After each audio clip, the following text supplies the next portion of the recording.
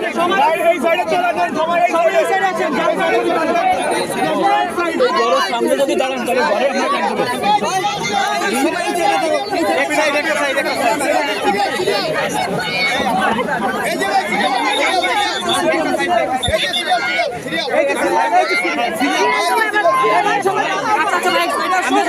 সবার লগে তুলতে পারবে।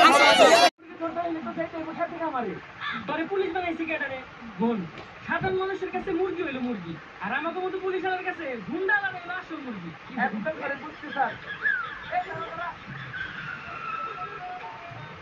স্যার মান্নাগুলা হেলমেট করে না, মিনিমাম 5,000 টাকা মামলা দেয়।